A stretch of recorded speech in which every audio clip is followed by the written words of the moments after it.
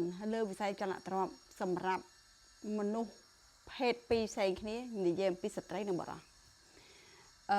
ផលប៉ះពាល់វាអត់ដូចគ្នាប្រកាសជាការប្រឹងប្រែងរបស់ស្ត្រីយើងមានការលះបង់ច្រើនជាងបងប្អូនមើលស្បែកខ្ញុំហ៎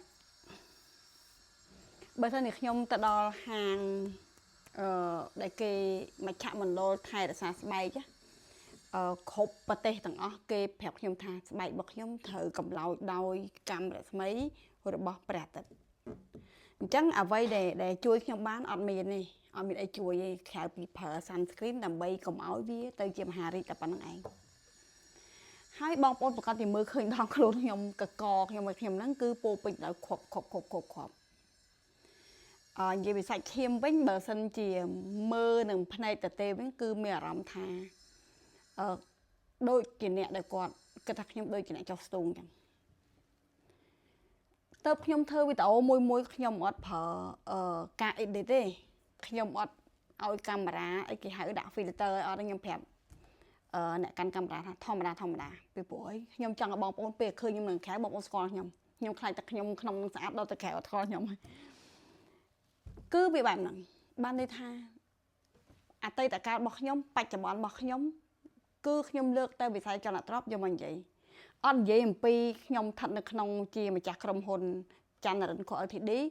ខ្ញុំអត់និយាយអំពីខ្ញុំស្ថិតនៅក្នុងម្ចាស់ហាងមាសបច្ចុប្បន្នធារីលក់គ្រឿងអលង្ការខ្ញុំអត់និយាយអំពីថៃឬមួយក៏ចំការខ្ញុំអត់និយាយទេខ្ញុំនិយាយពីខ្ញុំនៅលើវិស័យចលនាទ្រព្យខ្ញុំចែកម្លេចតែបងប្អូនថាវាមិនងាយទេតែនៅតែឲ្យបងប្អូនច្រវាស្ត្រីឲ្យបងប្អូនគួរតែមានស្ត្រីនៅលើវិថីអចលនទ្រព្យដូចខ្ញុំវាអត់ជោគជ័យទេមិនមែនខ្ញុំជាមនុស្សជោគជ័យអីចេញមកចែកម្លែកទេក៏ប៉ុន្តែខ្ញុំចង់ឲ្យបងប្អូនចេះទៅដើម្បីថ្ងៃក្រោយបងប្អូនមានមេរៀននឹងសម្រាប់ការពារទ្រព្យដែលយើងមាន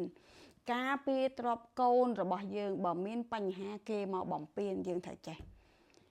ដីយើងទិញមកអត់ប្លង់ត្រូវធ្វើម៉េចដើម្បីឲ្យមានប្លង់នឹងត្រូវមានអីខ្លះទិញពីអ្នកដែលគាត់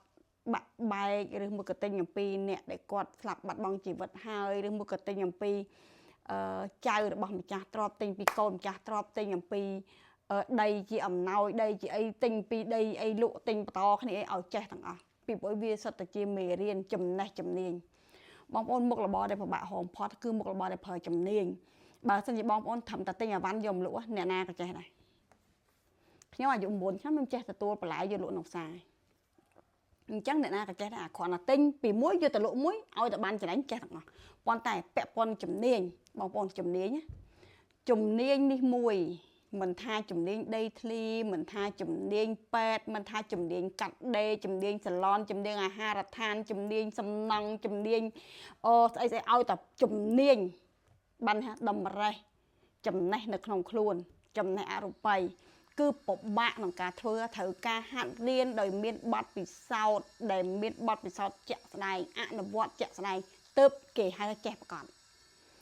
មកធ្វើតាទ្រឹស្ដីដែលទិញសភៅមកអានចេះមិនប្រកាសថាទៅធ្វើកើតទេមិនប្រកាសថាមានភាពប៉ិនប្រសប់ក្នុងការធ្វើទេ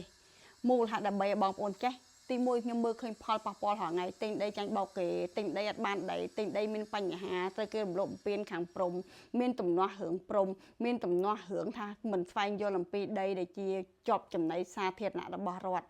មិនសប្បាយចិត្តជាមួយនឹងមានស្អីដែលមានផលប៉ះពាល់មិនសប្បាយចិត្តរឿងសេវាកម្មកាត់ឈ្មោះមិនសប្បាយចិត្តបើបងប្អូនចេះបងប្អូនយល់បងប្អូនអត់មានអីត្រូវអត់សប្បាយចិត្តទេពីព្រោះបងប្អូនបានដឹងមុនថាអាហ្នឹងគេធ្វើអញ្ចឹង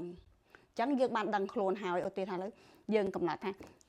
អាហ្នឹងវាភ្លើងយើងដឹងថាអាហ្នឹងភ្លើងហើយយើងចាប់ទៅវាក្តៅហើយអញ្ចឹងយើងដឹងមុនយើងបានប្រយ័ត្នអញ្ចឹងបើបងប្អូនចេះបងប្អូនបានដឹងមុនពីព្រោះចំណេះនេះពេលដែលបងប្អូនចេះវាអត់បាត់តាណាវានៅខ្លួនបងប្អូនហ្នឹងអញ្ចឹងខ្ញុំចង់ឲ្យបងប្អូនយល់ហើយរៀនហើយមិនមែនហ្នឹងចេះអញ្ចឹងដើម្បីឲ្យមានលុយច្រើនចេះអញ្ចឹងដើម្បីឲ្យគេសរសើរមិនមែនទេ